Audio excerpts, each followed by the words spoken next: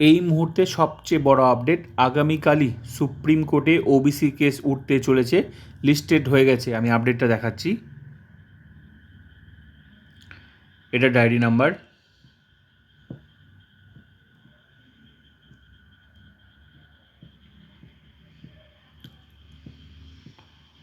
OBC case listed হয়ে গেছে।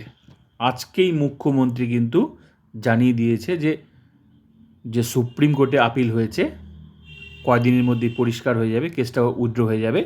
তো ফাইনালি কিন্তু কেস লিস্টেড হয়ে গেছে।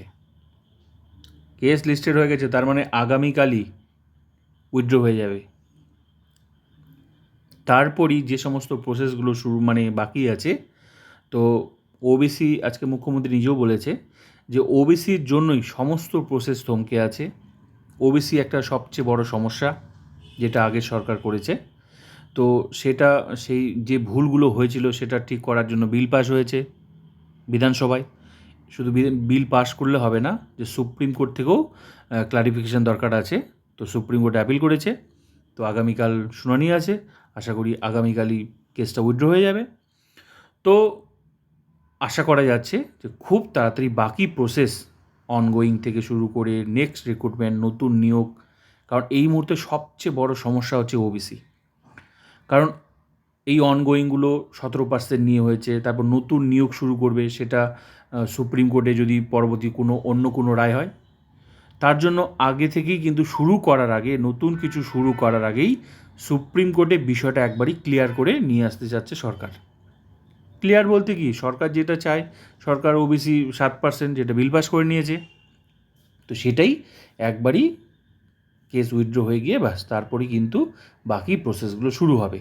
তো সবচেয়ে বড় যেটা হচ্ছে 2025 এসএলএসটি থমকে আছে।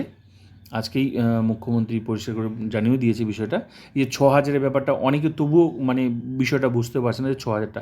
আমি যেটুকু বুঝতে পারি যে 6,000, যেহেতু 2025 এসএলএসটি কী বলে, এখানে 11-12 যে কাউন্সিলিং, এখানে প্যানেল প্রকাশ হয়েছে, এখানে একটা তাড়াহুড়ার ব্যাপার আছে, প্যানেল এক্সপায়ার্ড হয়ে যাবে।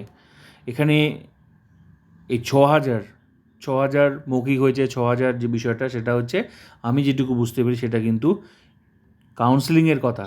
কাউন্সিলিং হয়েছে 6,000 কাউন্সিলিং, কারণ 11-12-এর টোটাল প্যানেল কিন্তু 12,000। অনেকে বলছে প্রাইমারি, আরে প্রাইমারি কী করে হয়?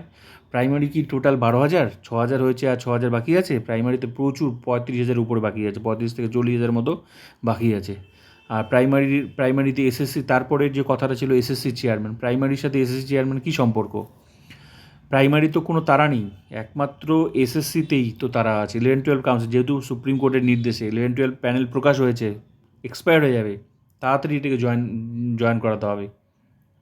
তো এটা কাউন্সিলিংয়ের ব্যাপার আমার যেটুকু মনে হয়েছে। তার মানে 2025 এসএলএসটি তাদের শুরু হবে। সঙ্গে এবার হচ্ছে এই যে 17% নাকি 7%, 17% নিয়ে প্যানেলটা তৈরি হয়েছে। এবার সুপ্রিম কোর্ট কী সিদ্ধান্ত নেয় সেটা আগামীকাল বোঝা যাবে, কারণ একটা ক্লারিফিকেশনের দরকার আছে। প্যানেলটা তৈরি হয়েছে, 9-10-এর বাকি আছে, ইন্টারভিউ বাকি আছে। সঙ্গে আবার এদিকে পুলিশ কী বলে, প্রাইমারি পুলিশের ফাইনাল রেজাল্ট বাকি আছে। তো এগুলোতে নিশ্চয়ই একটা ক্লারিফিকেশন নেবে। তবে আমার যেটুকু মনে হচ্ছে, যা হয়েছে হয়েছে, তবে নেক্সট রিক্রুটমেন্ট থেকে একবারই ক্লারিফিকেশন নিয়ে নতুনভাবে শুরু করবে। নেক্সট যেগুলো নিউ রিক্রুটমেন্ট আর কি। তো 7% তো অবশ্যই হবে, এবং দেখার কী ক্লারিফিকেশন হয়, সুপ্রিম কোর্ট কী ডিসিশন নেয়।